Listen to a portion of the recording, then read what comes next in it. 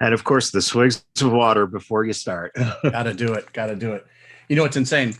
Whenever I have Zoom meetings with Andreas and E for the project, right? You know, Andreas and I are having normal human-sized bottles of water. And then I swear to God, E pulls out like it's humongous. It's like a gallon jug of Zephyr Hills, and it's drinking it like it's nothing. It's amazing. He's like, he's on brand. You know what I mean?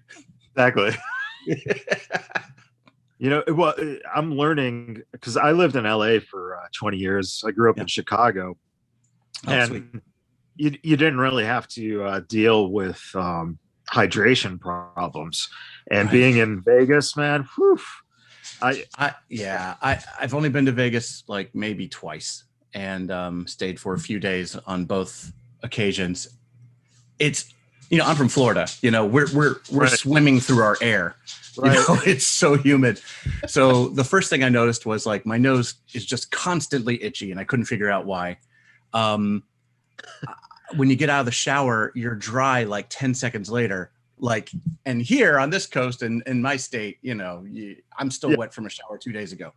And then you're just thirsty and you're dead at the end of the day, and you don't know why. And it's because the sun is sucking all the moisture out of your body. Yeah, it's amazing. In fact, I do some Grubhub deliveries, and sweet. Yeah.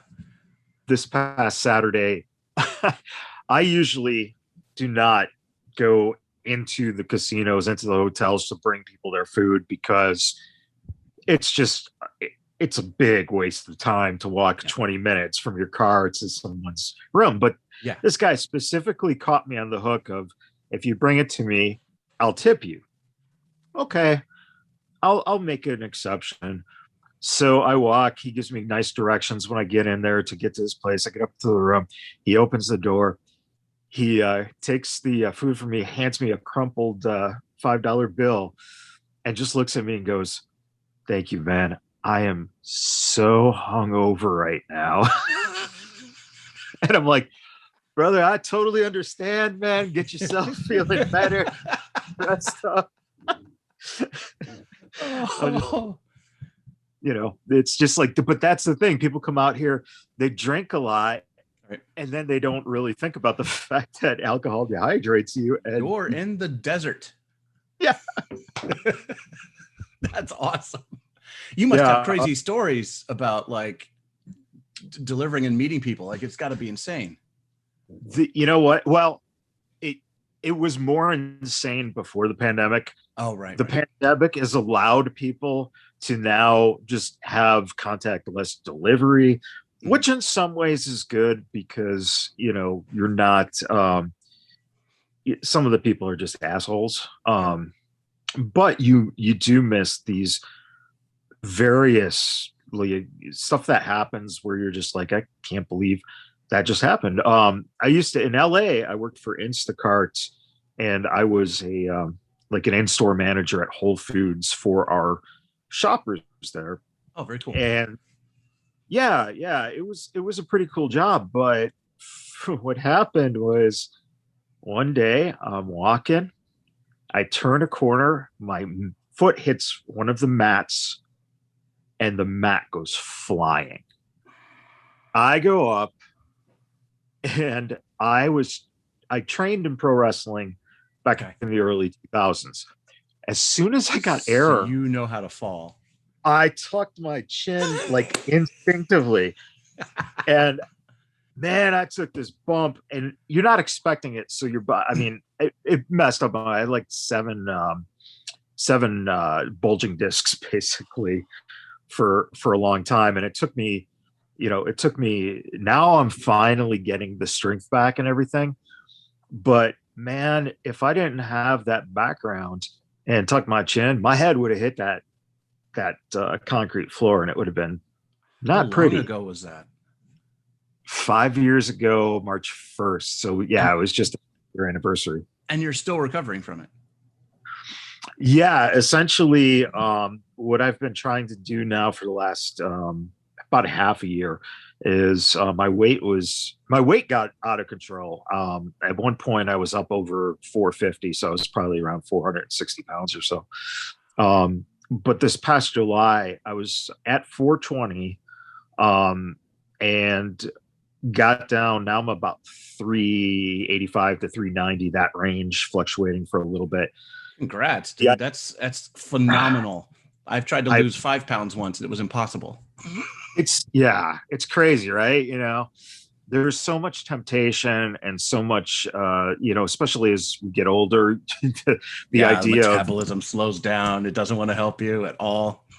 Yeah. And then you get more, a little more tired because of it and whatnot. But the main thing was I started going to physical therapy, and my therapist started working me out as if he was a personal trainer. And so now I'm doing stuff that I haven't been able to do. And I was able to do it when I was like 220 pounds, best shape, wrestling shape.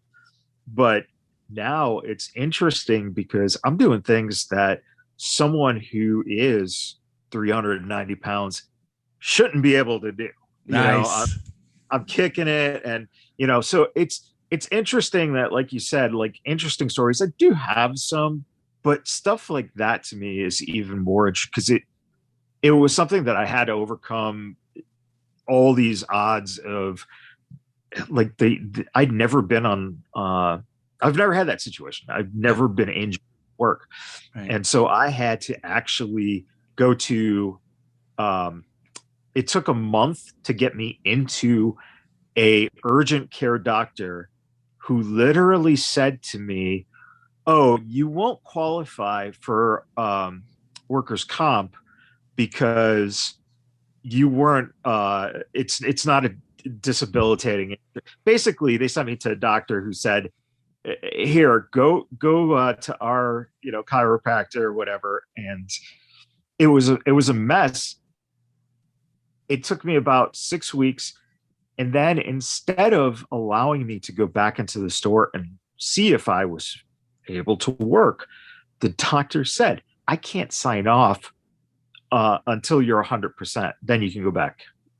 Okay. So he signs off. I go back, and then I'm worked consecutive days to the point where I'm in so much pain. There's lightning shooting down my neck through my spine. I have no idea what the fuck is going on.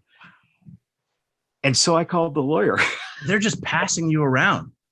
Exactly. Like, it's not my, no, we don't cover it. You should work with this guy. And this guy's like, "No, we're not going to, that you don't seem to, you should be over here."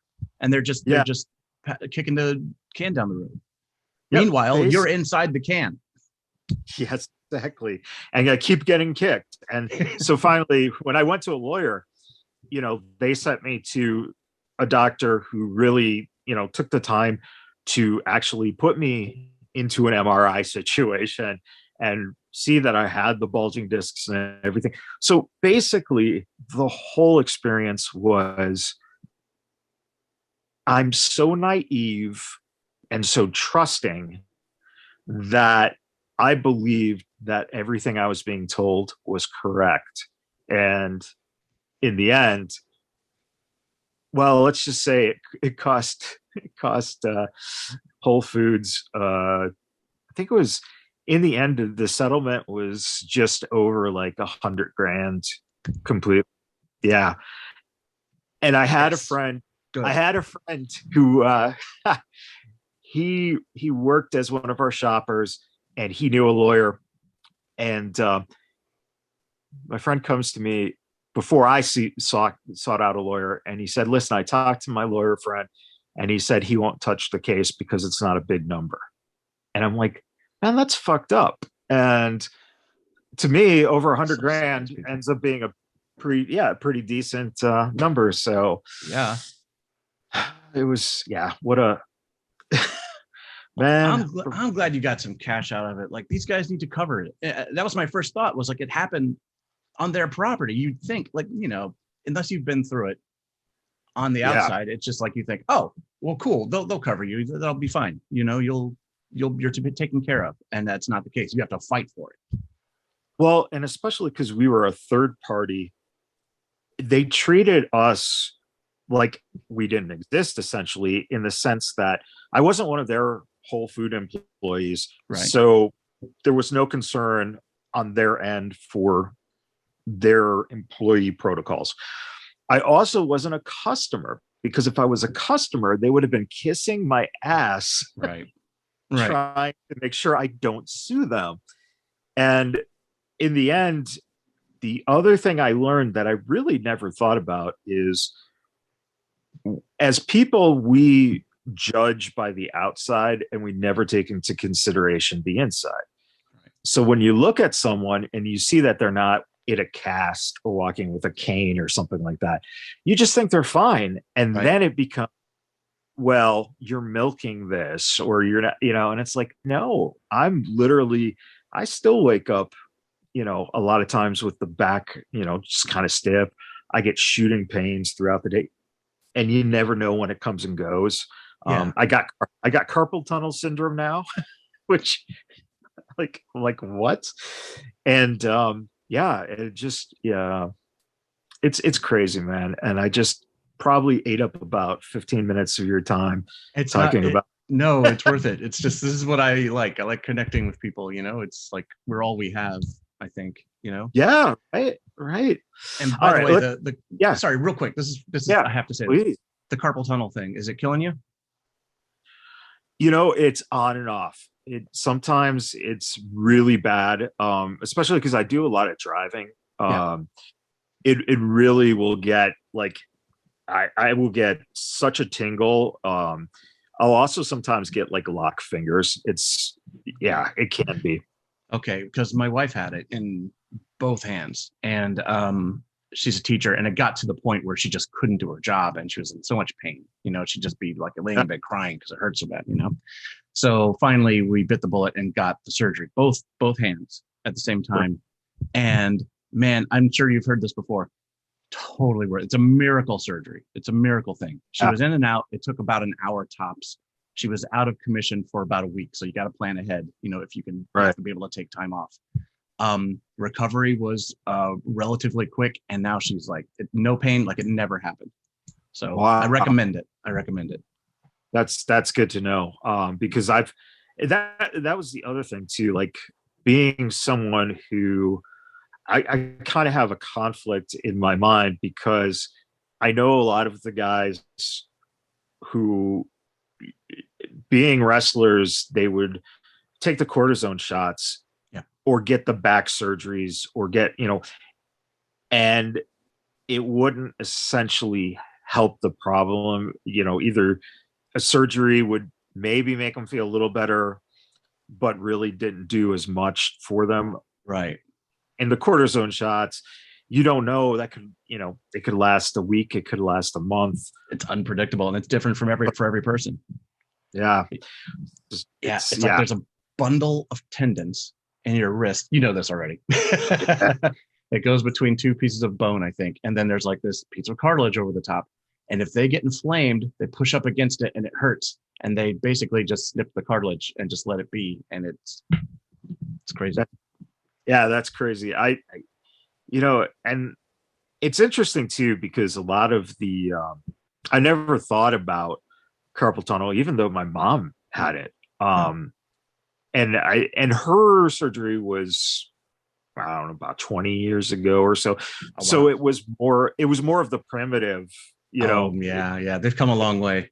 Yeah, exactly. Now it's like, they can do that. Like you said, 1 hour. My wife's incision is like, it's like that big. You can't even, it's crazy. So anyway, I just needed to tell you that, because that was something that I learned about. And if you're suffering from it, I needed you to hear a firsthand account. Like it went great. And if you were on the fence about it, I'm voting for it. If it makes your life better, you should do it.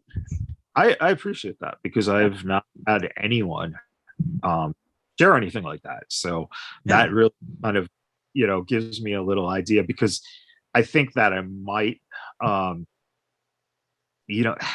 problem is, if you keep going. So is it 5 years from now that it becomes, like you said, where she was you just couldn't do your work? So hard to, yeah, it's hard to predict. Like, okay, do I get it now? But it's only at, I think, the number was, it's like 25% um, in terms of how bad, the damage is. Um, and if it gets worse, then the next step, the doctor said, would be the any kind of cortisone shot or anything that would be hopefully a reliever. And then finally, if that didn't work, then the surgery. So I was cool with monitoring it. I just got a feeling that, yeah, it's going to be one of those things where shit hits the fan in a couple of years and I'm going to have to end up doing it. But that's the thing. It's like, you can deal with it now, but none of us are getting younger. And like down the road, what condition are you going to be? We don't know about external factors too. Maybe everything changes for you. It's like, do it while you can. If that's in the cards for you, if you feel like that's something you want. So, all right, that's it. I just needed to get that out. I love it. Now we can go into the. I will get into the meat of it. I think we'll have to just release the 20-minute interview about carpal tunnel. Carpal tunnel. It's a new audience we're going for. Yeah. Diversify. All right, here we go. Let me get up there. All right, perfect. All right, excellent. Hey, everybody, Matt Michaels here. And today I am joined by someone who is regarded as a very, very talented artist in the world of design. It's narrative design that you do. You're award-winning. You've worked for Disney, for Marvel, on properties that include like Star Wars and Monster Inc. And now this man is teaming up with the one and only Biggie, and it's a new project, Our Heroes Rock. And I'm so glad you could join us, Mr. Jonathan Davenport. Jonathan, how you doing, brother? Oh, hey, Matt. Thank you for having me, man. I got to admit, I was a little intimidated because when you guys reached out to me, I was like, oh, let's find out who these guys are. And I listened to, just hearing the intro is so intense. And there's like explosions and yelling, and they're like, there's going to be profanity and there's going to be impressions, and it's too late to back out now. And like, you just sold your soul. So it was like, oh my God, I don't know if I'm hard enough to hang with these guys. Well, so thank you for not setting me on fire and throwing me in a pit of spikes or anything. I'm just trying to fit in. What I love about that is, it's funny because for entertainment purposes, you want certain personas and whatnot as you're talking with your buddies and doing the actual show and talking about wrestling and whatnot. But when I do the interviews, what is amazingly wonderful is that I get to sit here and listen to incredible stories. And I think that in some way, what you guys are doing is what I love to do. And that is bring light to stories that people might not actually be too aware of. Maybe they've heard a name, maybe they've heard about the situation, but they don't know the actual story. So let's start there on the idea of how did the seed get planted and what drew you to the idea of flushing out stories of people who deserve to have their story told without making it too straight on boring and traditional, school booking, and making people excited about learning about these people. Oh man. Well, you hit on it right away.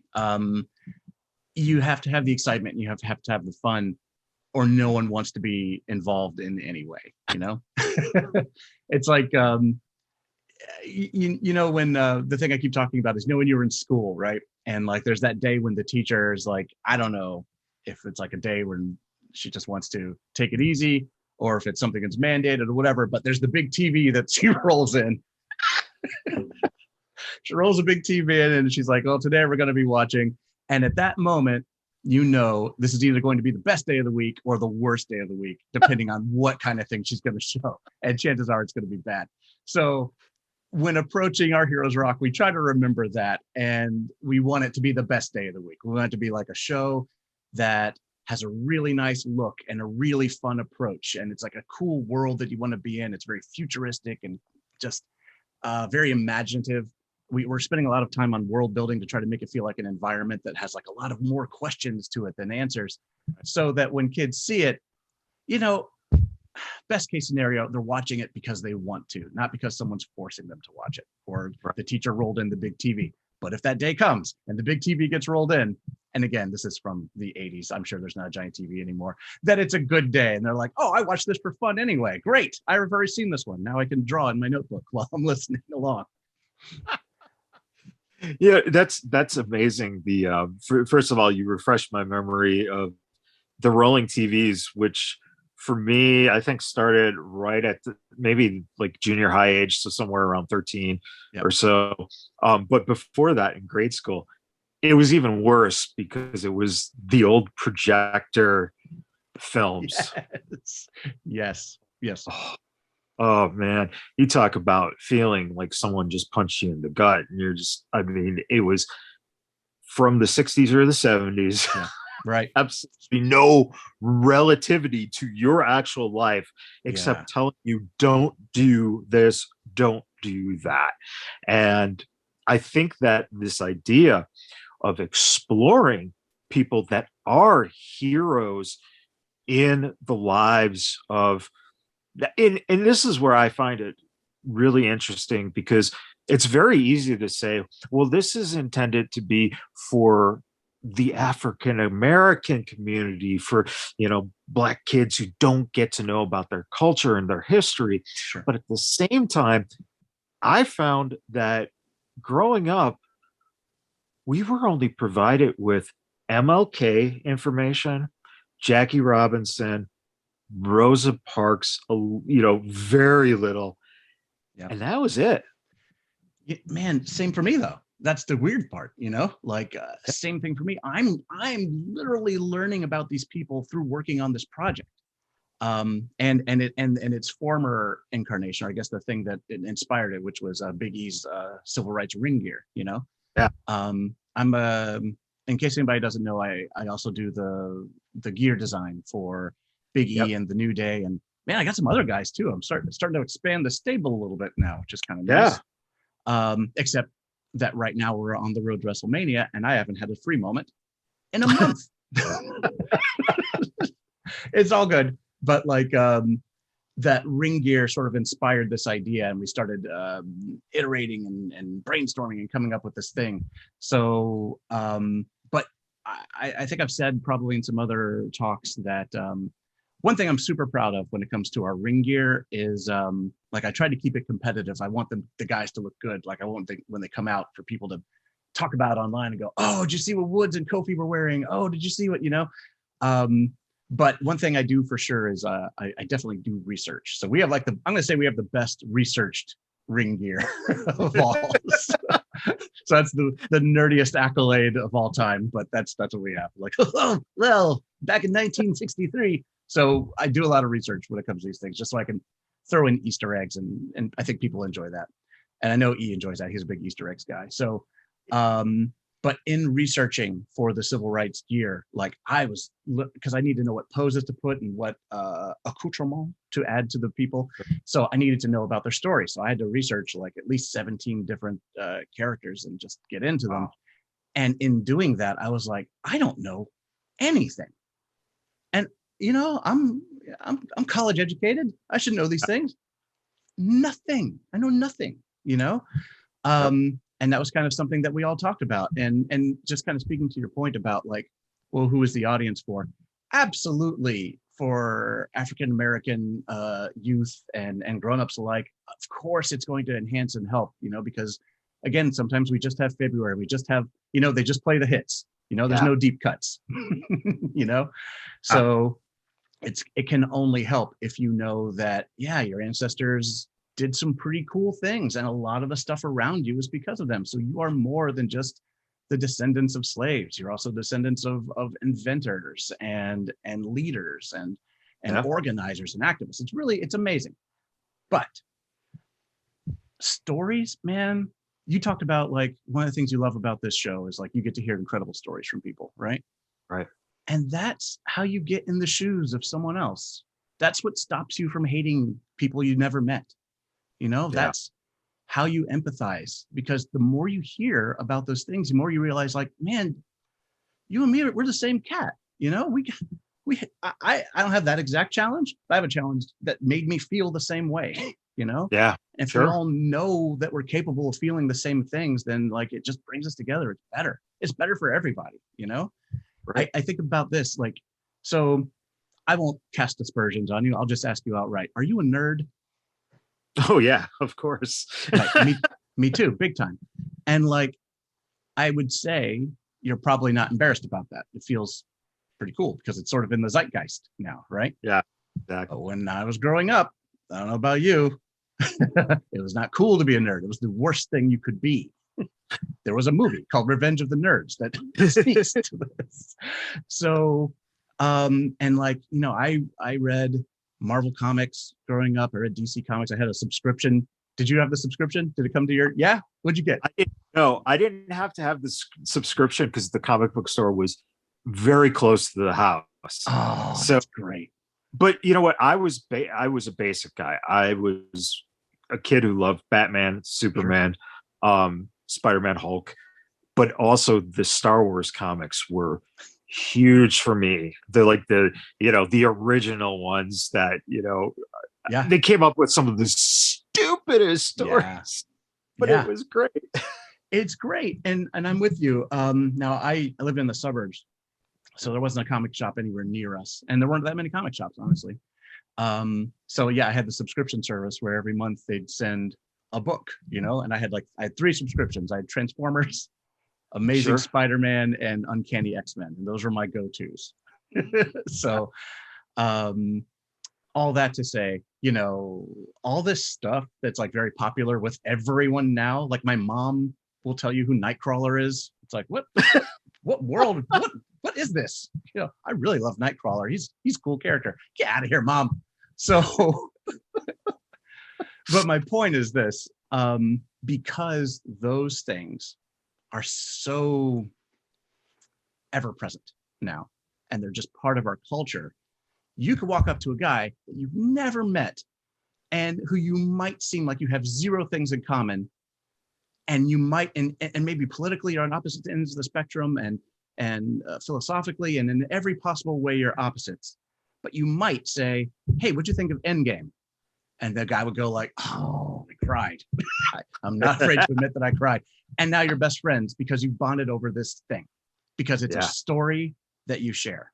And that's sort of the point, So, like, if Our Heroes Rock can make some of these stories part of just the norm, just the fabric of conversation, the same way that you refer to Neil Armstrong, and we all know who you mean, and we all have, like, a shorthand in our mind, and you can use that as, like, a thing, like, I feel like Neil Armstrong in this school. It's like, yeah, I know what you mean. Now you could say, like, I feel like Ida B. Wells in this school, and it's like, oh yeah, absolutely, because we'll have been brought together by sharing stories. So that's the whole philosophy behind it being fun and cool. Well, and it's interesting. The idea, like you said, you had the subscription to the comic books. You find that you have an amazing talent at art. I mean, it's spectacular. I would read the comic books and then I tried to draw something, and I realized I was much better at coming up with wonderful, fascinating stories with my action figures, as compared, because I couldn't draw. I couldn't draw stick figures without people going, "What the hell are you doing?" So it's kind of nice to know that you found the talent that you were able to nurture through something you love, and create something now, not only for all these different companies, but specifically now targeted towards those kids. And I love the fact that you said your mom knows about certain, popular culture characters, because what's fascinating to me is that everyone will know who, let's say, you know, Here it comes. the Green Arrow or someone, yeah, something like that. Green Lantern, Flash, whatever. Mm-hmm. People will know and identify those. But at the same time, if you wanted to start a conversation about something that you just heard from, say, Dr. Cornel West, right? They wouldn't know who it is. So it's strange that our culture has become so involved in fictional characters that we don't even know the stories of real people who fucking rock. And I love the fact that this becomes an introduction so that people not only get talking, conversation going, but I want to see people get excited about these stories. And fingers crossed, like anytime you're talking about history of any kind, I feel like most kids sort of tune out, because kids are all about right now and somewhat about the future, like what it's going to be and what we're doing now. And I feel like they don't even care about what happened this morning, let alone 100 years ago, So it's a little bit of an uphill battle when it comes to that. But then that's where the drama comes in, and that's where allegory comes in. And you're trying to make these things, these challenges that some of these people faced, feel relevant. It's like, so let's take Ruby Bridges, for instance. So she's the first African-American girl to integrate into this school, right? Right. And I think most kids look around, not all, but a lot of kids look around and they'll say like, yeah, we're pretty well integrated. I don't know what the big deal is. Everything's pretty, Yeah. So maybe it doesn't resonate with you on that level, but everyone has felt like they don't fit in at some point. Right. Everyone has felt that way. Everyone's felt alone. Everyone's felt like, I'm the only one who thinks this way. I'm the one who looks this way. I'm the only one who has not this much money. I'm the only one who doesn't have this phone. I'm the only one who only has one parent. I'm the only one who has two of the same gender parent. Right. Everyone, for whatever reason, has felt disconnected from the people around you, and that's a universal feeling. That's a universal anxiety or fear. It's something we all have because that's the way we're built. Right. So maybe you don't get the race thing from that. Maybe that doesn't resonate with you. But what it does resonate with you is being alone, And if you can see someone else is alone because of that, it makes you feel like, oh man, that's not right. Because I hate that feeling. And I would hate for that little girl to feel that way, And again, next thing you know, we're connected again. It's all about connection.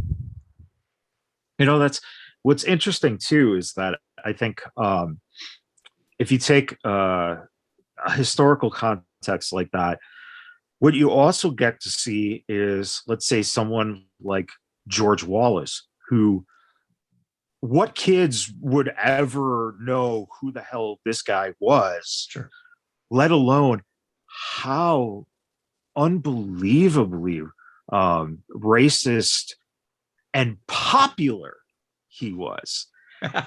That's, and that's what I think, exploring the stories, you get a little more depth on who these characters were who were suppressing certain, what we look at as equal rights. Hey, it's a school. Kids should be able to go into school. Kids should be able to go into a college and not worry about,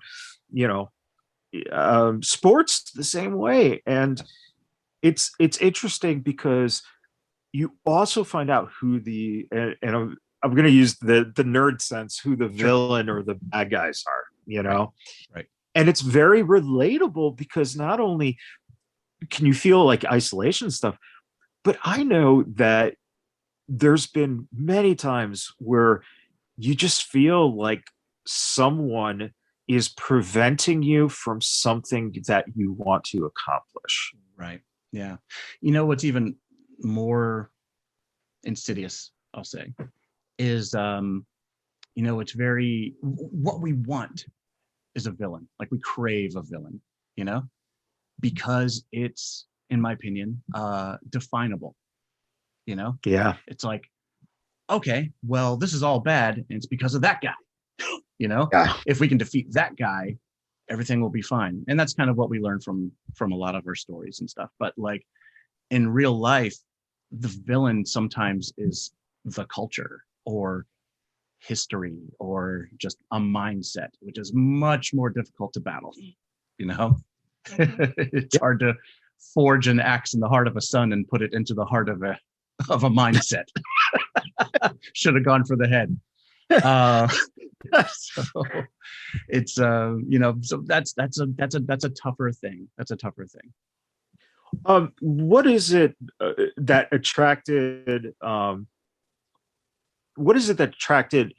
Big E and Andreas to come together on this all together?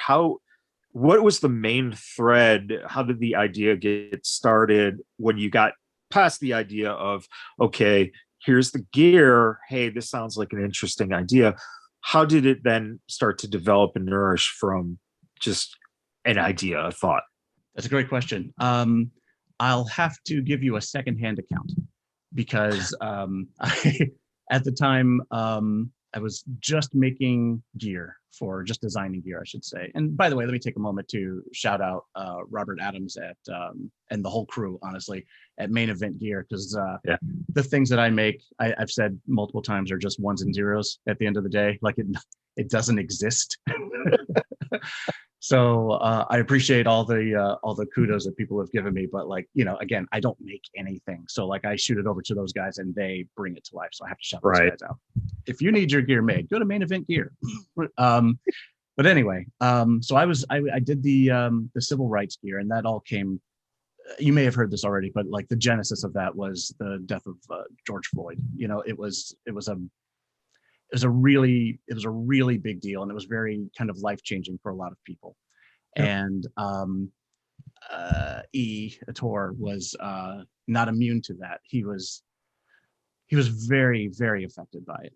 And I don't know if it comes across on screen, but he's a very deep guy. And when he's not on, when the little red light is not on, he's like an introvert. He's like us. He's another nerd. He's all up in his head, and he's just a very, very deep thinker. He thinks all the time about things. Sure. And he was spiraling a little bit. And, and he said this too, so I don't think I'm talking out of terms, but, at the time, the pandemic had just started to hit its stride, and they weren't on the road anymore. And, when you're on the road, when you have any kind of activity that is like calling your attention, it's very easy to focus on that and sort of let other things go. Suddenly he didn't have this. Suddenly he's home, 6 days a week, and it's germinating in his head. And so that was the genesis for him to want to do the civil rights gear. And that's where I came in. And that was a way for me to sort of express some of the feelings that I was having too, which was nice. And I kind of don't know exactly what happened in between those 2 points. I do know that Andreas and E go way back. They're really good friends. Andreas is like this cultural historian. Like he can pull up names and dates like crazy, like the opposite of my skills. Like I can't do anything. But somewhere, as lore has it, while those two were talking, it came up that, like, I think it may have been Andreas's idea that said, like, this needs to be more because people are responding to it. Like we were getting a lot of, like, I hardly get any messages, man. But when I do, they tend to be nice. And a lot that, like, suddenly my Instagram messages went whoosh, and they were going way up because of this gear. And it was a lot of like educators and teachers and parents. And they were saying, where can I get this? Can we get t-shirts? Can we get coloring books? Can I get a worksheet? I need this in my class. I need this for my kids. It was neat. Something was happening. Right. It was an interesting moment. So I was seeing it from that end. And on their end, they were talking about things. And then E contacted me and said, hey, we're thinking about making this a thing. What do you think about that idea? And I was like, people are asking for it. And I would love to be involved. So that's how it started. And then it kind of like rolled on from there. And I'm sure like the same way that you and your friends come up with stories and like, someone puts out an idea and someone springboards off of that and it gets bigger and bigger. And then by the end of the night, you're going like, guys, I think this is something. I think we have something here. It's that same feeling. You know, in the regard you just said, you know, where teachers or parents were looking for that kind of tool to kind of educate and make things a little more fun. How are you going about the idea of now, for anyone who doesn't know what the projection looks like, what the basis is? It's a futuristic, which I love the whole sci-fi tie-in, man. That's so awesome. Smart. So Thanks, smart. Man. Thank you. And the description I also liked of, you know, this essentially what is a museum, but if someone like Tony Stark owned the museum, which is another like mind-blowing, like, oh wow, yeah. And Big E plays a robot who, you know, brings you know, the attention to the characters. Right. How hard is it to, when you're looking at the story of people, obviously there's the simplicity story and there's the complex story. Yeah. How do you navigate that in between so that you're not giving too little, but you're not giving too much? Man, Matt, I can tell you are a storyteller. I can feel it because you're asking. No, I can feel it. You're asking all the exact questions. Like you're somehow honing in on all the challenges immediately. It's actually a little frightening. This is where the pit of spikes comes in. It's a metaphorical pit of spikes. Yeah, man. Dude, just yesterday we were having a long conversation about like how to portray things. So the position that we find yourself in now is, it's a good one, but it's a little bit challenging in that when we started, we just hit the accelerator, because you might relate to this, you might not, but like we all tend to want to overthink and overplan, and then you never actually. Okay, so it sounds like this resonates with you. So, and then you maybe never actually start, or maybe you start and you leave a lot of unfinished projects. We're all like that. Right. So we thought, if we're going to do this, we need to do something different than what we usually do, or we'll never begin. So we picked a launch date and we made ourselves stick to it and sort of held each other accountable for it. So have you ever run a Kickstarter campaign? Have you ever tried one? I haven't personally, but I've, you know, had friends who have done it for film projects or, you know. So you've heard the story. It's a ton of work to get started. And there's a lot of pressure on it because it's like, this thing doesn't exist.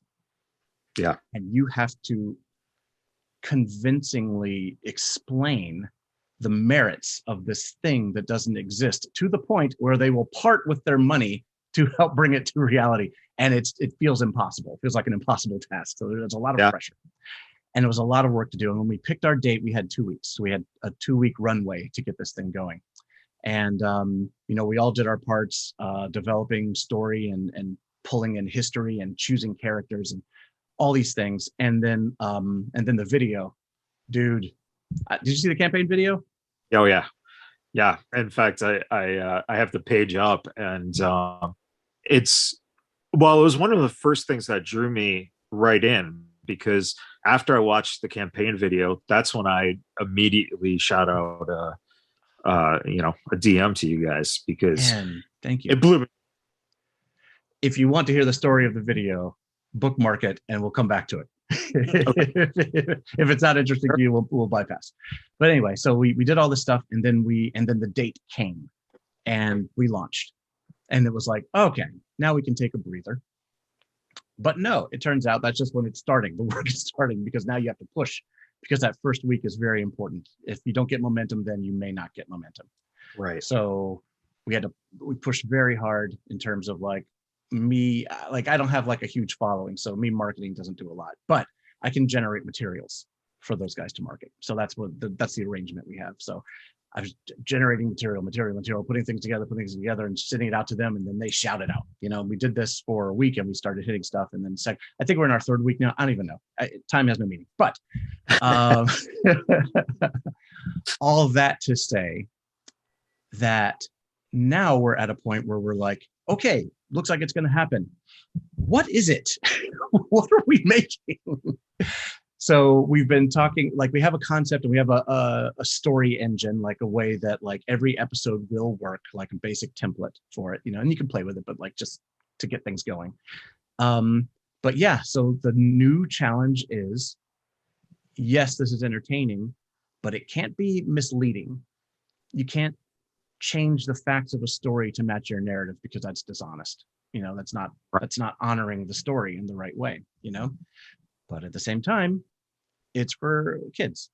It's for a specific audience. It's like 6 to 11, I think, is where we landed. So it's been challenging to find like a balance in a way to tell a story in a historically factual way that's also entertaining, not scary, inviting, and educational. Man, it's a tightrope. But the good news is it is a visually driven medium. So I think that's where we're going to find our salvation, because there are things that you can do. There are elements you can put on a screen that imply a lot of backstory to someone.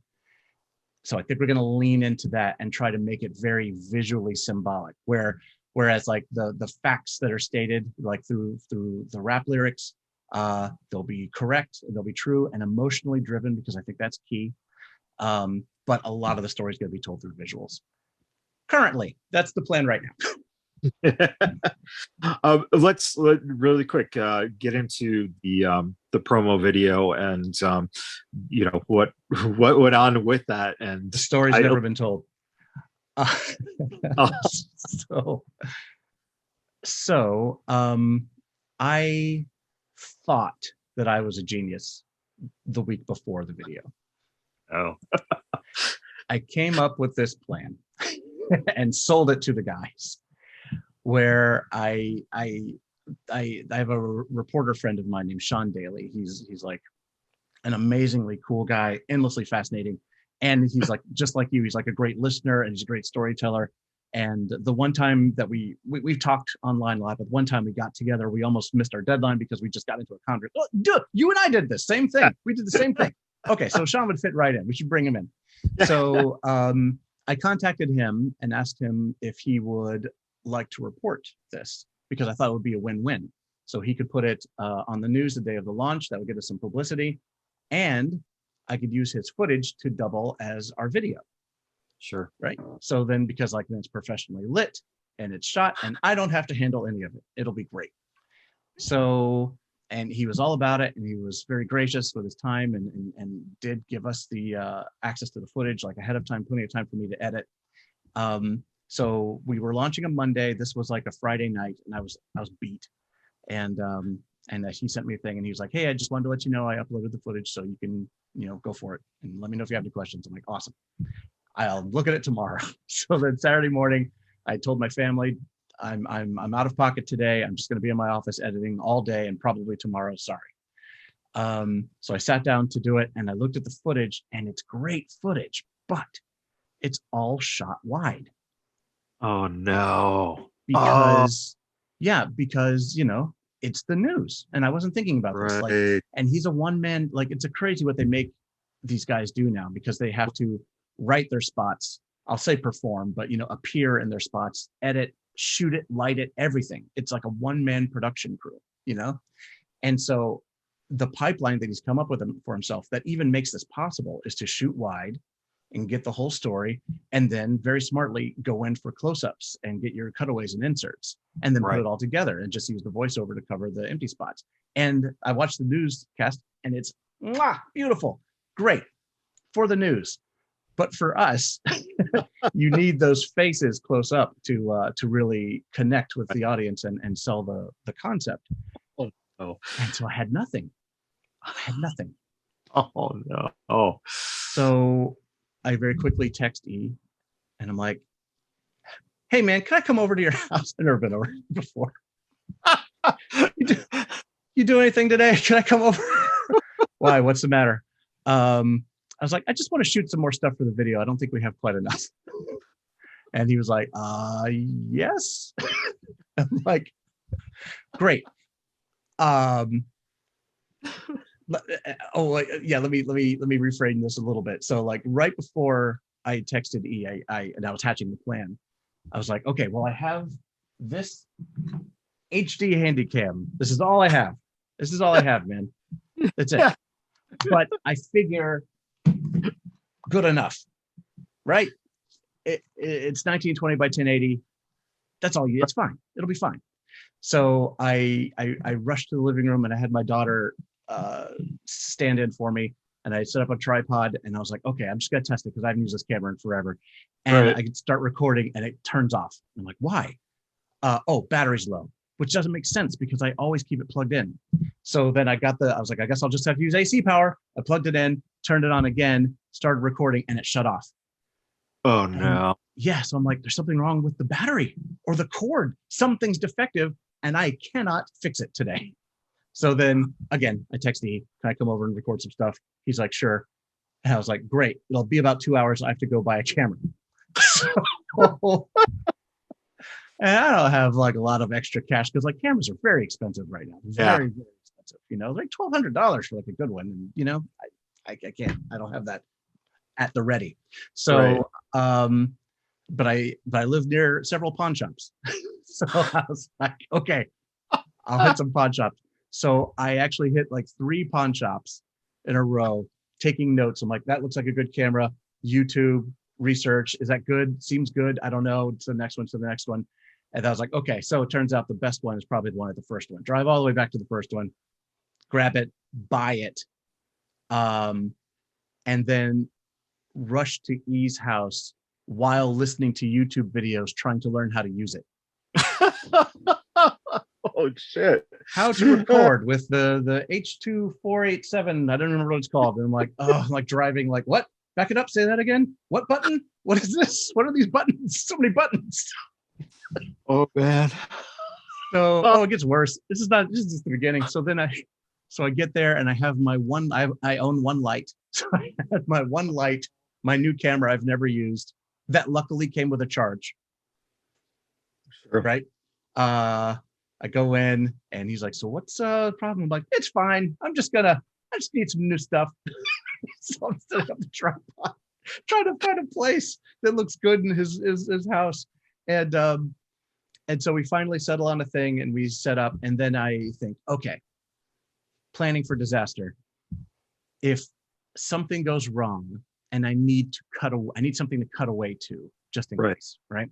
So I take my Android's phone and I happen to have a tripod with a head for the phone. So I set that up at a profile view, you know, so that because I'm thinking like if I have to cut away, I can cut away to his mouth, his lips, his profile, you know, it'll be fine. It'll be fine. So I set that up to record and I go over to the camera and I hit record there. And he does some stuff and it's really great because E is reliable. And then I go, okay, stop. Let me just check because nothing's gone right today. Let me check. And I play back and there's no sound. Oh, Jesus. Yeah. I was like, oh, because there's a special, I've come to learn now that there's a special thing you have to do to let it know to record sound. And I had a little lavalier mic that I plugged in and it didn't seem to be recording. So then I played it back. I changed some things around, played it back a second time and I couldn't hear it, but I could see the little meter going. I was like, okay. I don't know how to get playback to work, but I can see that it's recording. We'll just cross our fingers and do it. So we did it. And we spent about an hour collecting footage. And I was like, I got to go edit this for Monday. I go back home. Hi, everybody. It's like 6:00 now. I sit down. I upload the footage. I play it back. Dude, there's no sound. Oh, man. It's his face talking, and that's what the little meter was. Yeah. And so I'm going to throw up because I have ruined this twice. Everyone's counting on me. I sold them on 2 different things, and neither worked out. Then I remember, wait, I set up my phone. Please, God, for love of all that's holy. I take out the chip, I put the chip in the computer, and that has sound. So I just have to sync them in the project. Wow. And now we have a video. Wow. Man. That the funniest thing about it is that it is so relatable to those of us who have ever used some kind of camera to create some kind of video content. It never fails that there's going to be a big fail. It never fails that it always fails. Yeah. Yeah. But in the, I think that's the cool thing with the creativity and being able to solve problems, because in the end, you would have never known by looking at it that anything like that was, part of the story. It's so well done. And what I like about it too is that there's an energy to it that is so infectious. Oh man, thank you. That's what was captured, and I'm so glad that you had your phone to get the audio. Oh my God, what if I skipped it? You would have had, hey E, I'm going to put up my phone here to this mic. Can you just say everything you All said? right, we're just going to do it by Zoom, I guess. I mean, there's always a fallback idea, I guess, but it just gets a little worse every degree that you go back. But yeah, thank you very much.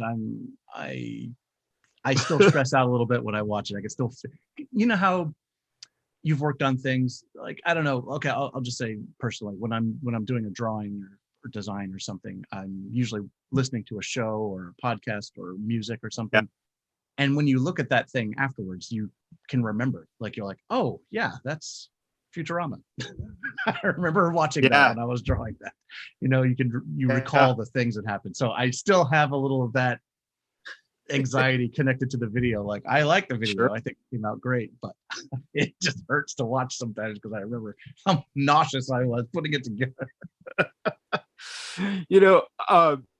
One of the things you did mention is the lyrics and the element of hip hop into it. Would you say that because of the success of Hamilton, that this is opening a new door where hip hop is being, you can utilize it now for telling stories and have kids engaged? For me, growing up in the 80s, we didn't have much. We only had what came out of like the 70s. So like Jesus Christ Superstar, for instance, was a big musical that I knew about. Jesus Christ. Yep.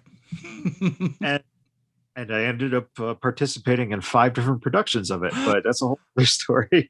I'm so excited about this. It's time to turn the tables. This is the part where I interview you. I could not be happier to hear this. This makes me so happy. So I'll get back to. No, too late. It's okay.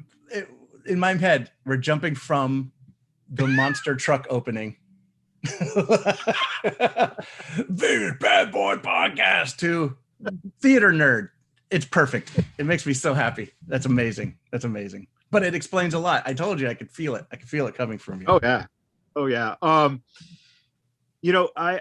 had been, when you look at my dad had a ridiculously beautiful, he has a great record collection. Awesome. And my parents together both had copies. I think they both had copies of Jesus Christ Superstar, which was very identifiable to me because it was just a plain brown cover with, 2 angels, and it says Jesus Christ Superstar. So it was very it stood out in my head. Yeah. And so I started playing it, kind of got to know it. Mm-hmm. I get into high school, and one of the guys I meet, he's just as much of a Jesus Christ Superstar nerd as I am. So we start going into his basement, and we would play the CD, and we would put in our mics, and we each had X amount of parts that we played. And we would literally, for the next 90 minutes, we would sing the whole fucking show. And that is the best thing I've ever heard. Please tell me you still have these. You know what? He always had the tapes, so I don't know if he has them. But what we started doing is then we would do that. Of course, I was Mary Magdalene. Of course, so yes. I don't know how to love him.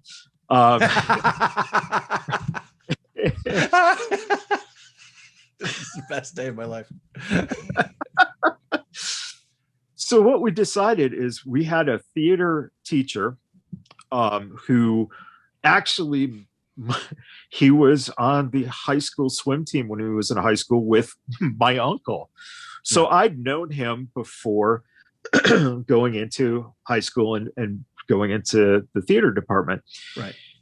So I felt comfortable doing this, and my buddy felt very comfortable doing the same thing. What we do is we would ride our bikes over to his house, and we would stand outside with a boombox, and basically we would do like John Cusack. Peter Gabriel, yeah. We would do it with Jesus Christ Superstar, because we were pitching essentially, and we didn't realize that we were pitching the idea for 3 years on, we want to do this show. And finally, by the time we were seniors, the whole, everyone associated with musicals, the band directors, the choreographer, the vocal coach, they all were just convinced. They were like, I feel like we should do Jesus Christ Superstar this year. I don't know why. It's in my head. No.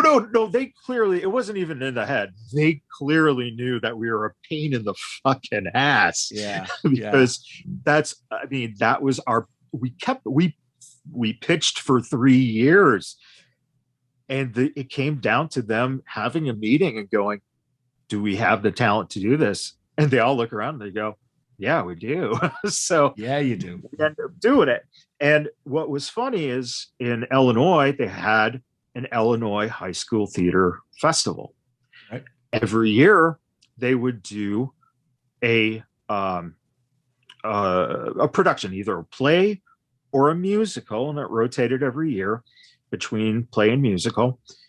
In 1994, it was just happened to be my senior year, and theater festival, you audition from everywhere in Illinois, and they choose a cast from all these high school students. And the production was Jesus Christ Superstar. So my first actual production was in an auditorium in front of all these different high school students from around the state. Yeah. And I was one of the apostles. Which apostle? I chose to be John. Very nice. Yeah, pretty simple. Yeah. One of the greats. Sure. And what we did is, you rehearsed at we were at down in the Southern Illinois campus. We were basically locked in a gym at a high school that was near that campus, and we would rehearse for a weekend. And then you'd have basically 3 months leading up to this, and then you perform it. And it was intense. It was fun. It was great. Yeah. And I went straight from that, then essentially into being Judas in our high school production. Awesome. So I was an apostle, then I was Judas. When we ended in high school, I was getting ready to graduate. Mm-hmm. Now I ended up in a theater production of Jesus Christ Superstar as both priests combined into one part. So you had like a priest. It was, yeah. And you had a priest, you had Annas, and you had Caiaphas. And as I graduated high school, I'm rehearsing that. We're getting ready to perform that. Oh, by the way, best memory ever. We're at this high school. We're at this high school where we were performing it. And the guy who was Caiaphas was a drama teacher. He had an office that was behind the stage area. So we'd use that as our dressing room. Right. And it was the OJ chase night.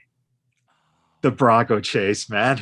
I got to sit and watch the Bronco chase while then going onto stage, doing your parts, and going back in to see what the hell is going on. Wow. Okay, so that all ties in. So yeah, I imagine that sometimes when you listen to Jesus Christ Superstar or see it or have it referenced, you think of OJ. So we all have our stories. We all have our connections. Yeah, pretty. And then finally, while I'm rehearsing that, I get cast as Caiaphas in another theater. So now I'm a priest in one show and Caiaphas in another show. It was insane. I did basically a year straight. Yeah. And it's awesome. It's fucking great. But there's I feel like there's a thing there where it's like you poured so much energy, get metaphysical about it, but like into the universe. Yeah. Connecting yourself to this thing. And it was like, yeah, okay, here it is. And you got blasted with it. And like, you just kept coming back to it and kept coming back to it. Like it paid you back in a way. I think it's super cool. And just to make sure I don't lose your question with the Hamilton, 100%. I think you're right. Hamilton is the proof of concept. It's proof that it works. It's proof that you can teach boring, quote unquote, history to people in an entertaining way. Like my daughter, how old is Hamilton now? Like 5 years old or something? It's like, it's not new anymore. Yeah. But I feel like it had a resurgence when it hit Disney Plus. Like people were like a whole second wave happened. Like I feel like the first wave of us who were into it sort of like, we were just about like, okay, that was a good time. And then it hit again, the second, the aftershock. And yeah, like, in fact, when we were batting around how to pitch this whole thing, like we kept saying like Hamilton for kids, Hamilton for kids, Hamilton for kids. Weirdly, it turned out we didn't even have to use that. And I don't know why. I guess the other elements resonate enough that it never came to that. But yeah, once again, you have honed in on another key feature. When you, as an artist, when you sit down and you start to conceptualize the idea of taking real people and creating then the images for these people, what was your sense? Because I mean, I could pick up on, the obvious is the Schoolhouse Rock vibe, right. Especially with the design being a very retro feel to that, which I love. How do you go about, taking someone who is a real life character and then representing them well enough that, hopefully these images will stick in the kids' heads so that, like we're talking about associating things, that they can, carry that with them to kind of associate, when they see a particular image or they hear a story in class, let's say down the line, they go into high school and now they're talking about so-and-so and that image just comes back into their head. As an artist, what are you striving to do with that? And excellent question. Another one. You should interview people professionally. Yeah, great question. So there's a couple parts to it. One is, like anything, there's an enormous amount of pressure on it, and it would be almost impossible for someone like me, because I'm not a caricature artist. That's like a whole other skill set that I just never learned. but like for someone like me, it would just be too much pressure to try to tackle it if you put too much thought into it, you know. Right. Luckily for me, there was a deadline because a lot of these were conceived for the civil rights gear, so there's no time to, you know, he's got to be on air, like there's no time to fiddle about. Like, you have to get it done. And secondly, I was given like a nice direction, which is like homage Schoolhouse Rock, because a lot of New Day gear is homage stuff, you know, and it's pretty fun. And that's where the research comes in, because it's not a good homage unless it hits a lot of the recognizable points. So I kind of dove into a lot of Schoolhouse Rock style art, like not just them, but also art styles like from that era, you know. And I learned certain things like in terms of like line thickness and consistency, and like what color palette to use. You know, you can't use anything too sharp. It's all a little washed out. So I used a lot of those things, but in terms of capturing their likeness. So like I said, I'm not a caricature artist, and you're trying to put it into this mode. So what I ended up having to tell myself, the rule set I gave myself is like, it doesn't have to be spot on. It doesn't have to be a police sketch artist rendering. It just has to capture the spirit, you know? Sure.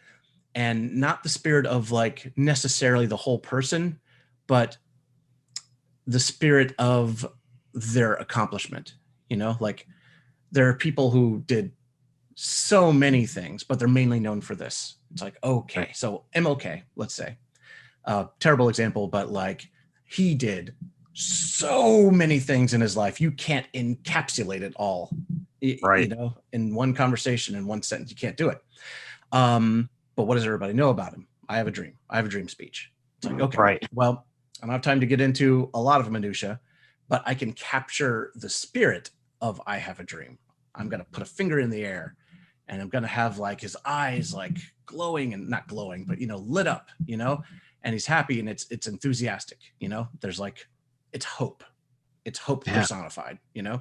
So I tried to capture the idea of hope in this image. And like, and I did that with everybody for like the thing that they're known for. So like you have like guys who like organized workers unions, you know? So like you're going to get like sleeves rolled up because it's time to get to work, you know, and I'm not wearing my coat. It's on my shoulder, you know, because I'm not at a desk, you know, I'm working, you know, things like that. Just little, whatever I could do to kind of give any kind of backstory through like costume design, inside costume design. Sure. And then just to like, just the icing on the cake is every once in a while, if they have like a very distinguished feature, I try to work that in a way so that like Rosa Parks has that just beautiful little gap between her teeth. So that's gotta be there. It's a very distinct smile, you know? So then when you see the image and you see the picture, you go like, oh, Rosa Parks. Yeah, because of the little gap, the amazing little gap, you know? And like Medgar Evers has this like crazy tiny little pencil mustache, like right here. It's so small and so manicured. And I think about like my beard's a mess, and I have like cutting edge, you know, shaving technology at my fingertips, and I can't handle this. And then like I look at this guy, and this is like, I don't know, what 60s era, you know, and like just the perfectly manicured little mustache. So what does that tell you about that guy? If he can make, if that's the kind of attention to detail that he spends on his mustache, what does that tell you about the kind of person he is, you know? So like I wanted to make sure that I nailed that. And so that when you see that, you go, is that Medgar Evers? If you know who he is. There's a John Lewis one, you know, find me a picture of John Lewis smiling. You can't. That man has that very signature scowl, and he means business, and you better take him seriously. So I tried to put that in too, you know, so things like that, like whatever I could do to make them, if you know who they are, as instantly recognizable as possible. And if you don't, and you're reverse engineering it, you're looking at the cartoon and you're trying to find them, you go like, oh, there's the tiny mustache, that must be Medgar Evers. Yeah, no, that's fascinating, because it's almost the same concept that I've learned as an actor, that when you can have something that ends up being identifiable, then it becomes relatable to people. So you've found that core, character in just like you said, the design within the design. It's fascinating because that is, yeah, no, it blows my mind because of the fact that I've worked with so many different types of designers through the years. Of course you have. And for me, it was basically, set designs or, whatever in film or TV and stage, right? But also with costumers. And what's really cool is that when you first come up with an idea, you look at this and you try to nurture it, and you have the vision in your head.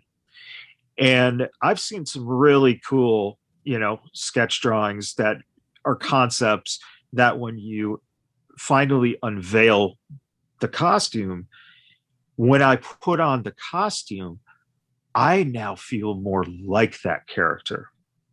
I love that. I've heard that about actors and putting on costumes.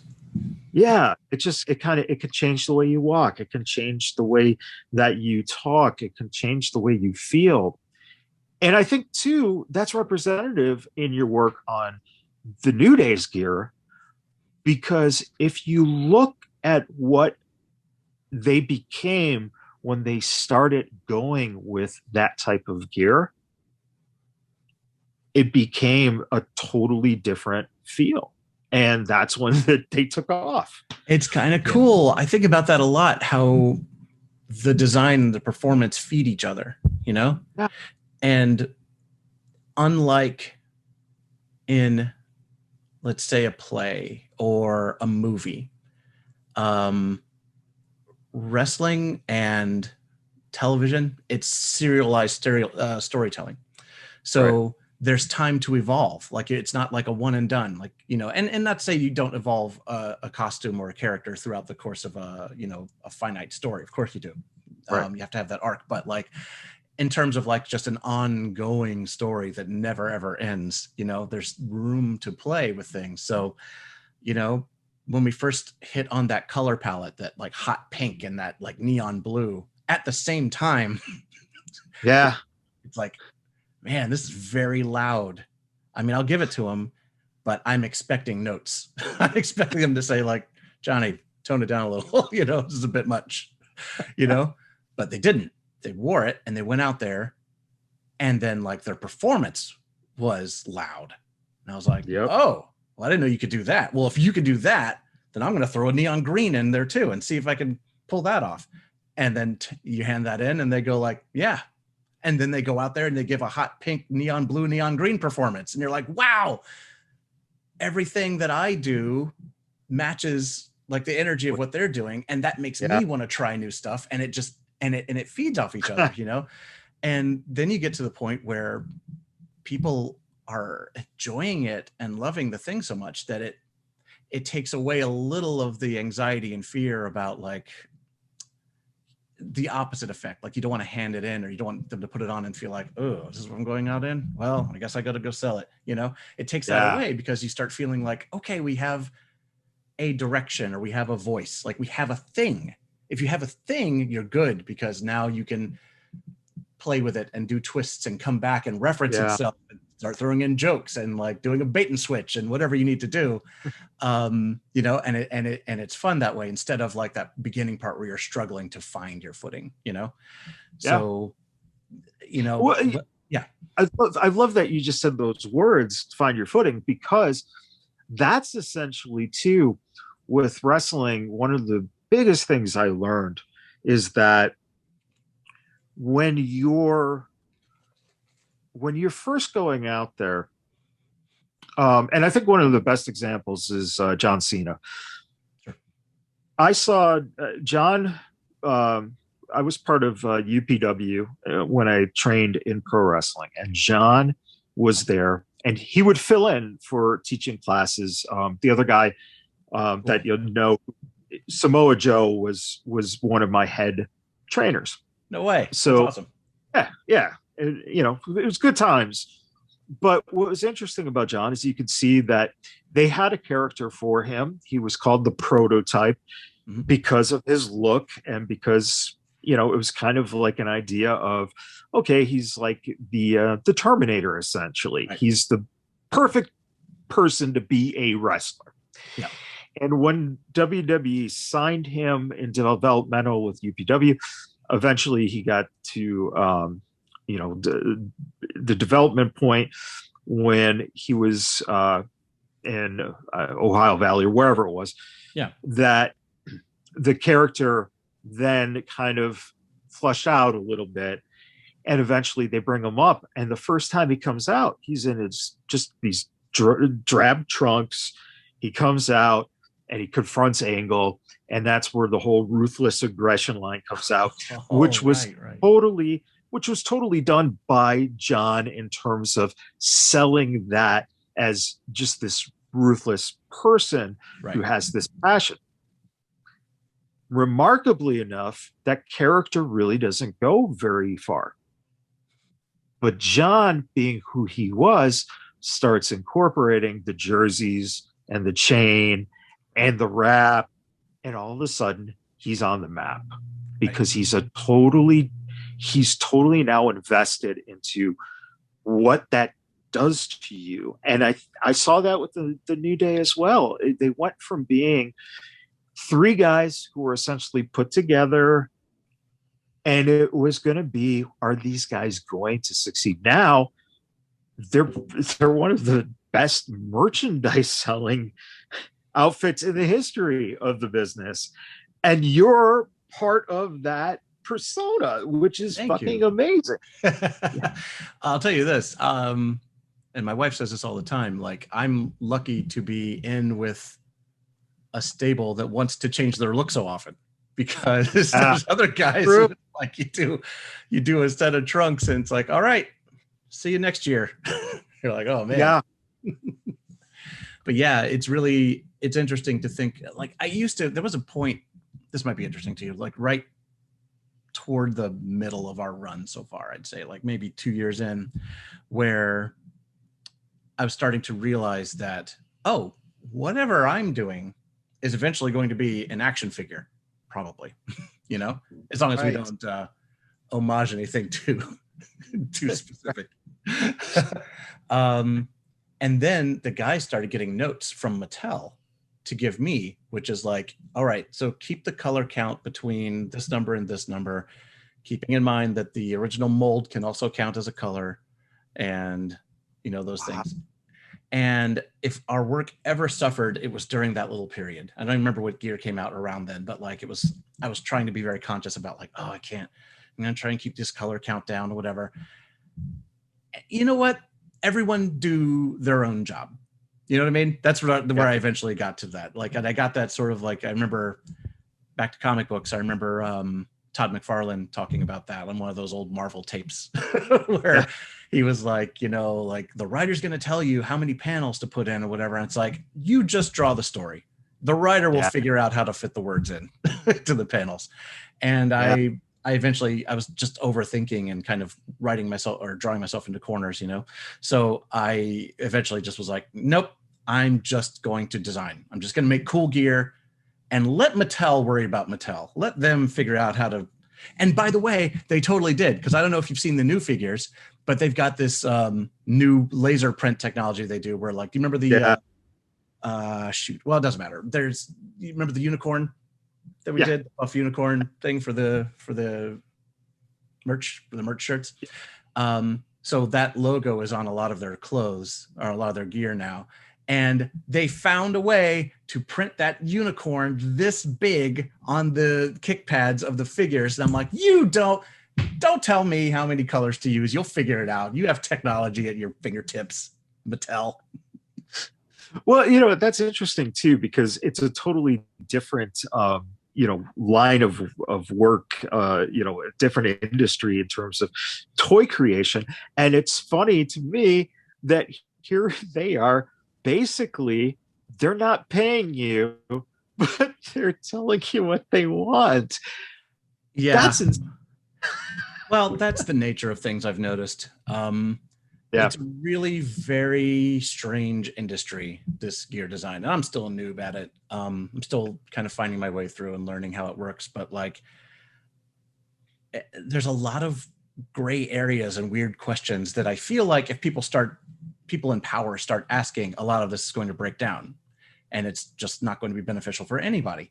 So I kind of feel like they're like, let it be the Wild West for now. And as long as our guys look good and we can profit from the way they look. Yeah. So, but yeah, man, it's really fun. And I never, ever would have imagined that I would end up in this line of work, but it's been super rewarding. I've said this a million times. All three of the guys in the New Day have changed my life fundamentally in a professional sense, but also a personal sense. Like, you know, I'm just, have a lot of like weird anxieties and self-esteem issues that I sort of grew up with. And, you know, that's not helpful when it comes to being productive and putting yourself out there and trying new things, you know. And like, the guys have been working on me over the past few years to sort of build me up. And they're like, no, just believe in yourself. Trust me. The stuff is hot. You're doing good. And, you know, I'm coming around. As we get to wrap up here, I want to ask you about someone that you did get a chance to interact with, and you were designing some gear for, and that is John Huber. You know, it never came to him being able to see the gear envisioned and come to life, because he did pass away before everything was ready. He never got to wear the gear. What was it like for you to, obviously, you know, the passing is horribly sad. Mm-hmm.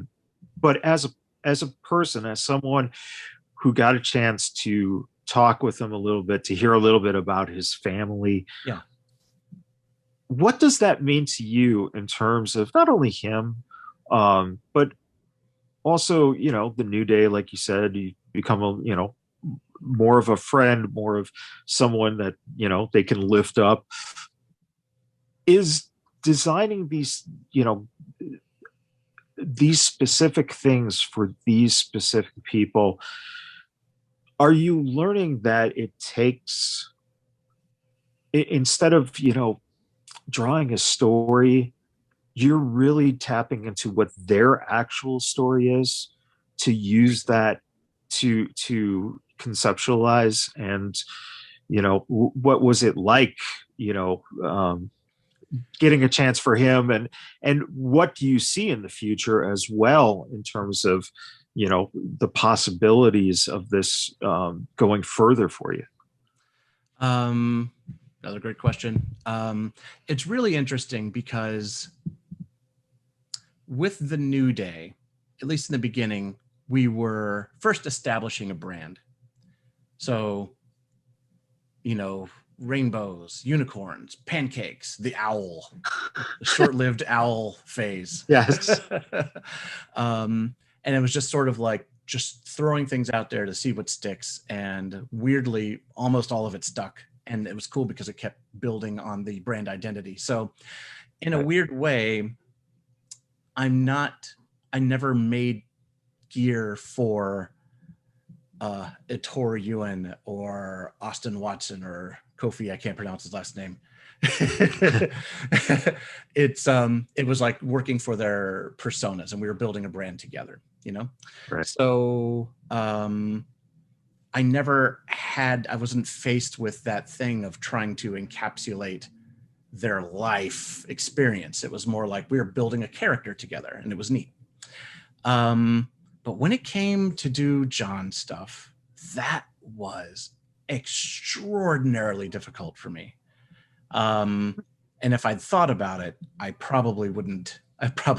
I thought about it too much, I probably would have tried to persuade them otherwise.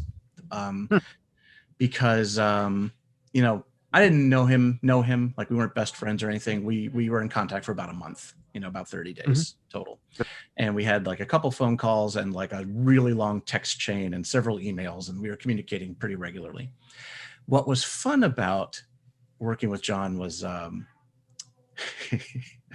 man, he was, I think he was one of those guys. Every once in a while you come across people who are really into the process of making something, Right. Rather than, okay, so there's a type of client who just needs something. I just need something, and then there's people who are like, I need something to look like this.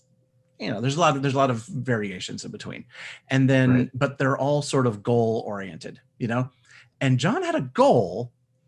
And he told me about, like, we got on the phone and I was like, let's just talk. That's one of my processes. If the person isn't sure what they want, it's best to get on the phone and just talk it out. Tell me what your influences are. Tell me what you think is cool. Let's just talk movies, and it'll come out. Eventually it'll come out, like the thing that they like and what they want to portray, and I'll find ways to do it.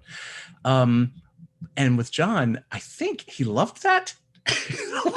That call, he really got into it. It was like very fun, and the conversation went like very wide and weird, and then like it finally came down to like I was kind of like, okay, well, we got to wrap it up. So you give me some stuff to work with. This is cool. I'll send you some concepts. And generally when I'm working with like pro guys who can like afford the time, because it takes me time to do this stuff, then I can really go all out and send them like a ton of concepts. So I think I sent him like a dozen concepts, like off the top. Wow. If I had known the way he is, or the way he was, and the way he likes to collaborate, I would have sent him 3 tops, because that dozen blew his mind. And he was like, oh, I like this. I like that one. These 2 are good. I like this part. This is good. This is great. Great. I love all this. Don't like this one. Like all these.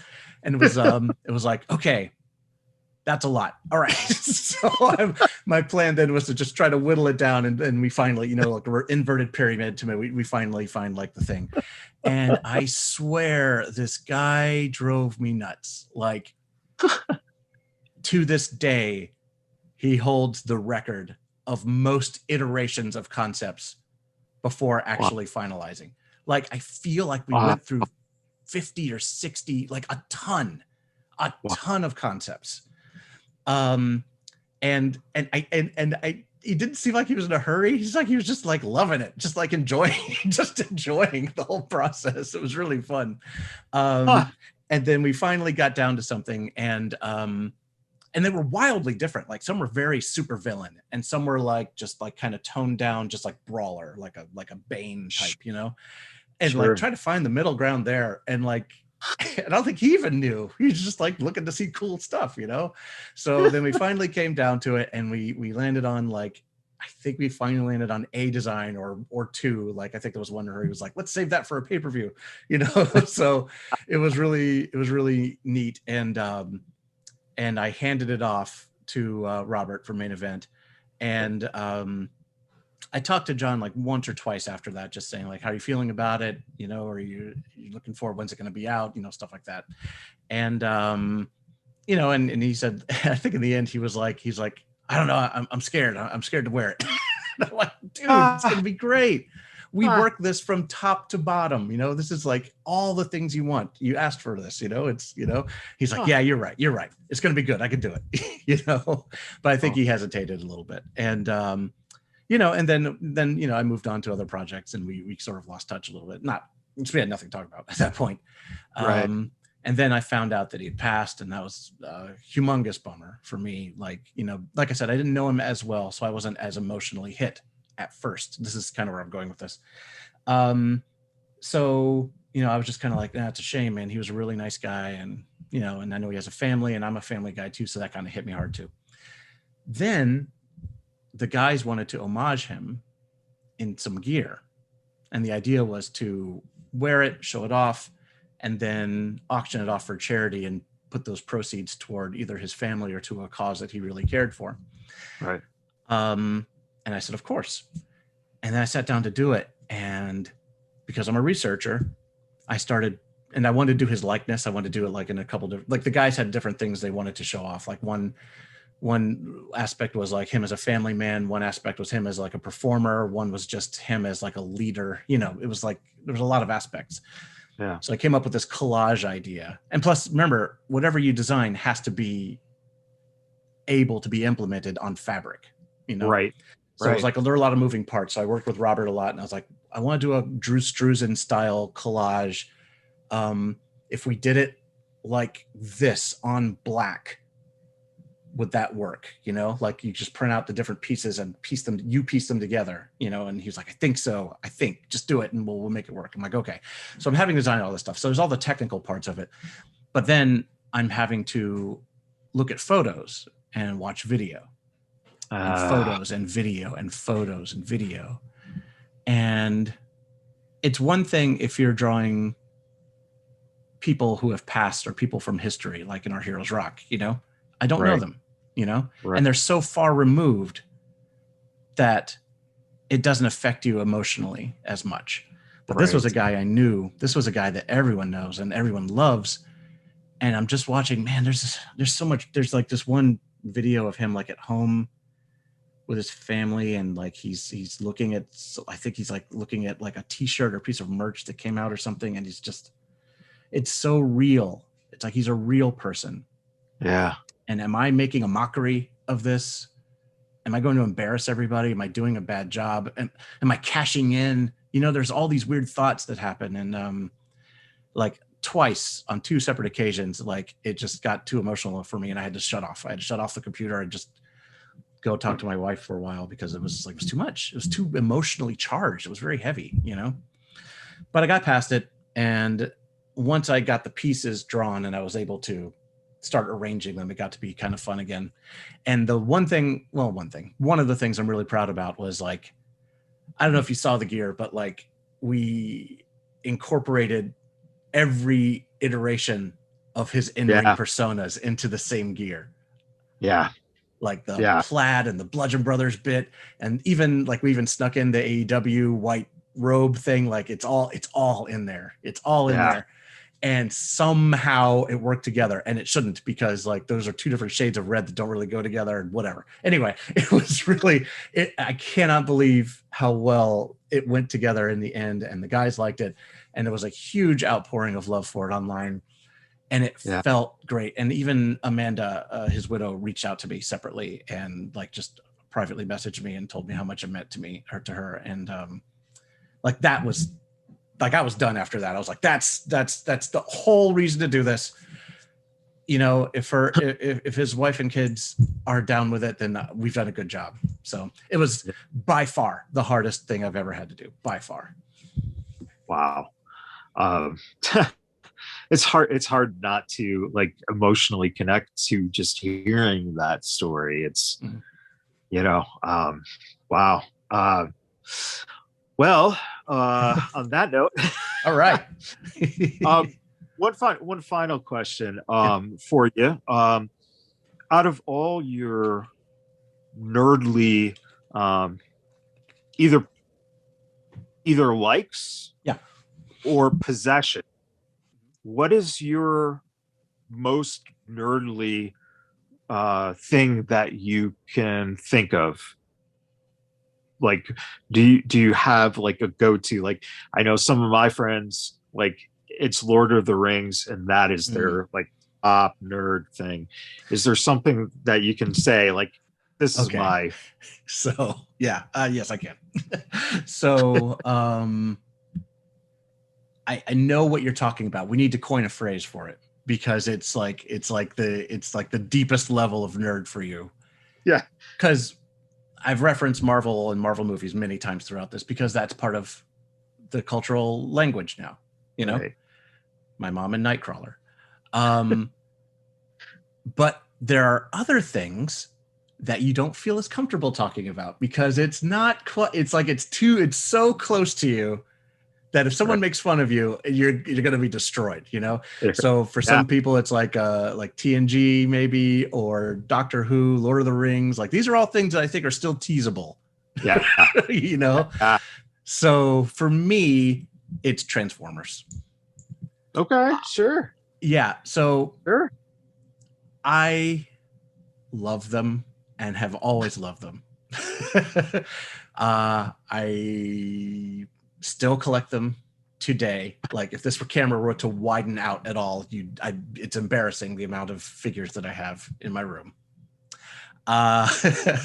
And the movies, when the Michael Bay movies came out, Right. it legitimized it a little bit. But as any G1 old school Transformers fan will tell you, like, those movies do not represent me and the things that I like. Yep.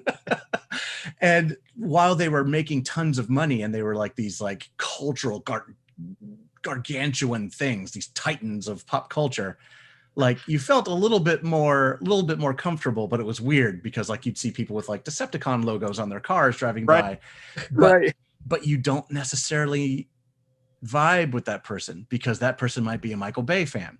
And I don't have any problem with the movies aesthetically, like a lot of people do. I think they look great. I think the stories are whack, except for one of them, but whatever. But it's like, you can't necessarily, I talked about like you could talk to a person who's your opposite and talk about Endgame and you're all on the same page. Right. It's not quite the same with Transformers because you might go like, Optimus Prime, right? And then they'll be like, yeah, I love the way he rips guys' faces off and he's bloodthirsty. And you're like, oh man, nope. We're not on the same page at all. That is not my Optimus Prime. So like so I can say I like Transformers and a lot of people might go, yeah, right on, Super Bowl and beer. I get it. I love it.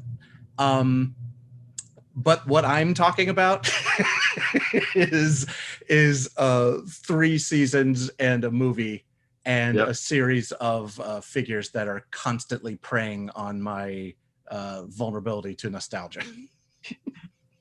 That's great right there. Vulnerability to nostalgia. It's amazing.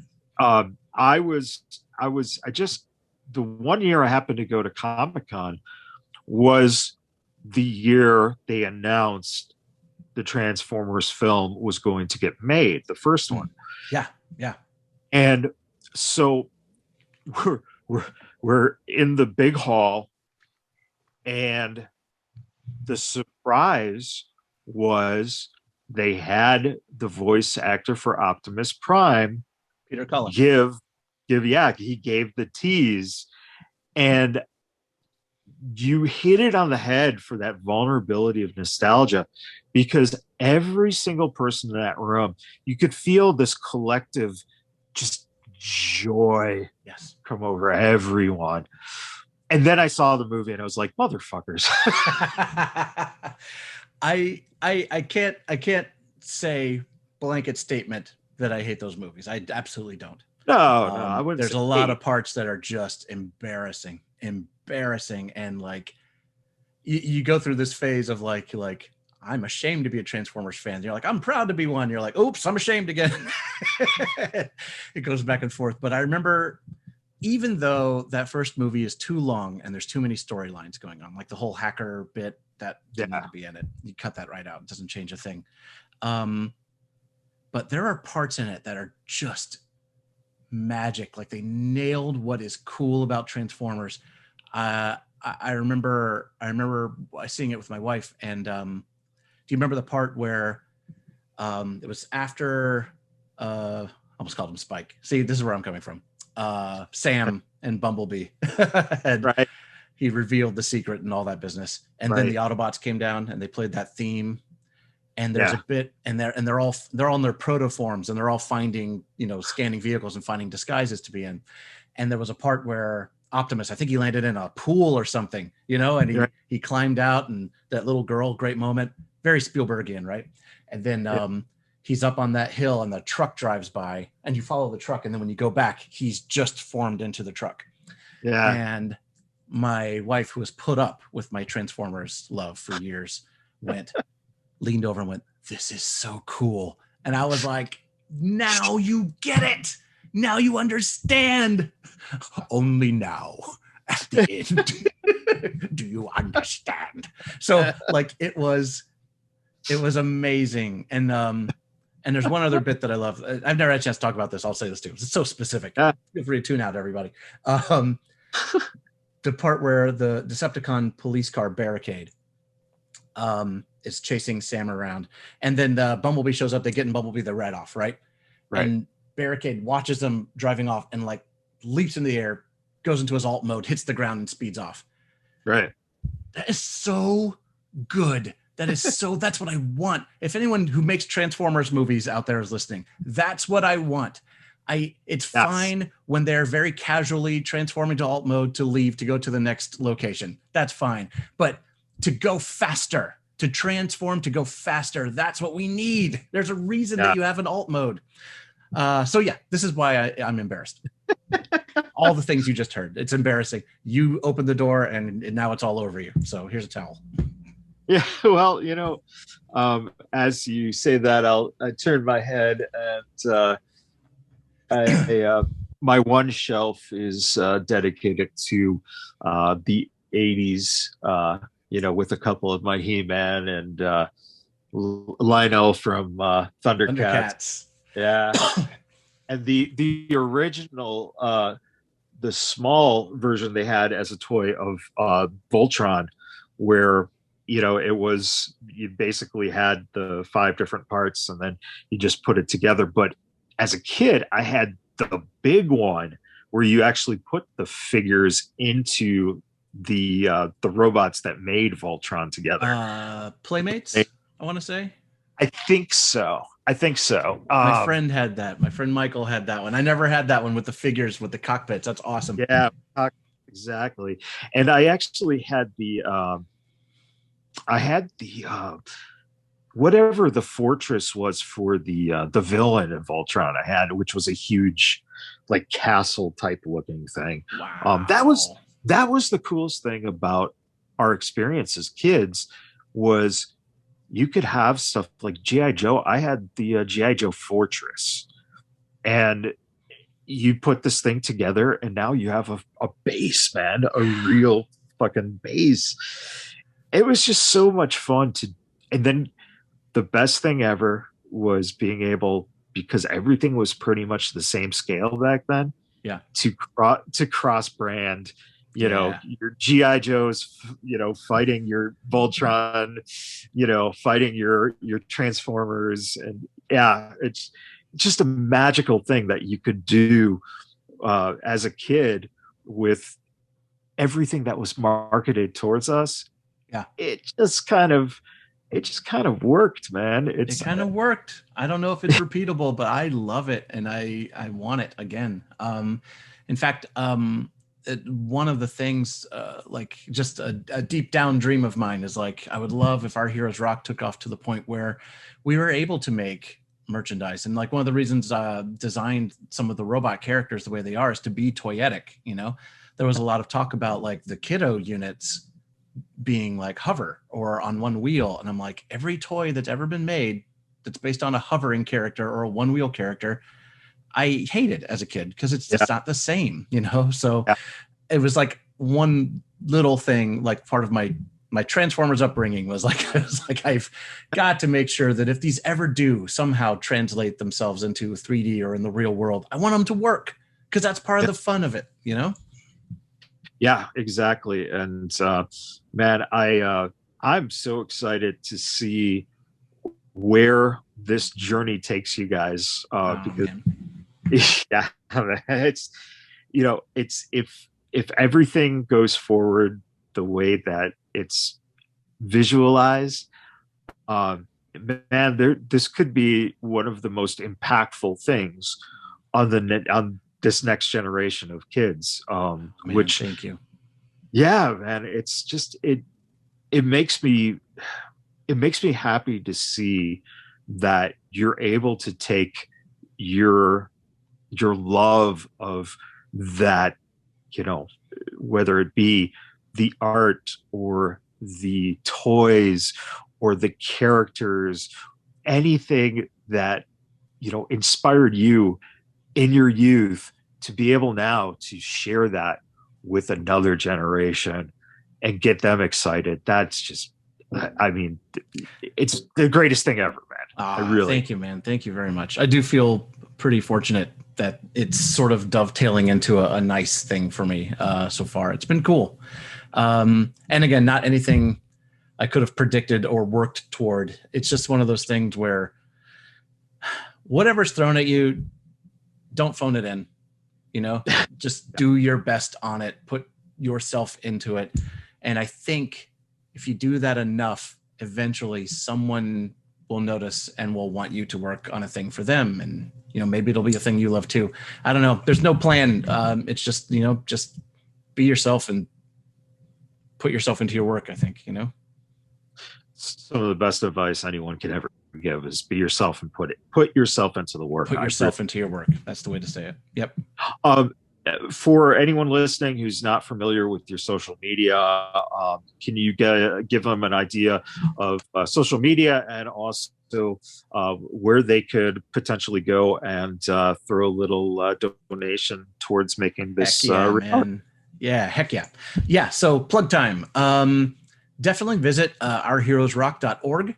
That's our main campaign page. You can look at our progress. You look at reward tiers. Man, we've got good rewards. Like, that's one of the things I'm really excited about, because there's a lot of interactions that you can have with us if you care, but more likely you care about interacting with E, and we have those in there, which is kind of cool. I think we're about to unlock a brand new reward.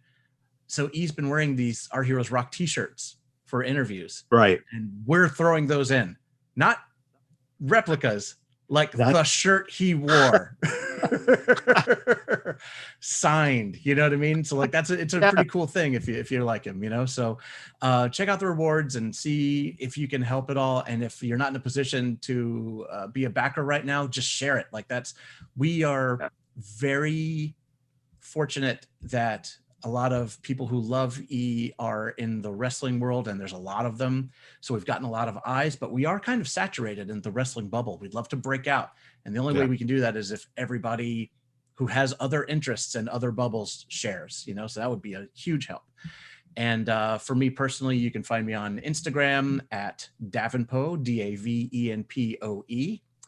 And I'm also on Twitter, but I'm also not on Twitter.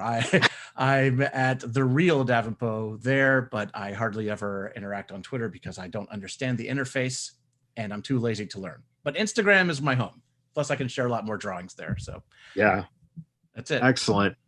Awesome. I appreciate your time, and everyone listening, please support the project if you can. But like Jonathan said, share, because you never know which, people on your friends list will see this and go, oh, fuck, this is amazing, man. I'm going to want to try it. Because I love the fact that you said the wrestling bubble, because this project encompasses so much more than just the wrestling bubble. And that's so important. And I just can't wait to see this when, it starts becoming a series, and, and I can't wait to learn even more. That's the best thing. So thanks, I appreciate your time. Everyone listening, I appreciate your time. And Jonathan, again, thank you very much. And for the rest of you listeners out there, we'll see you next time. Thanks for having me on, Matt. Thank you for not throwing me in the pit of spikes. Next time. All right, stop.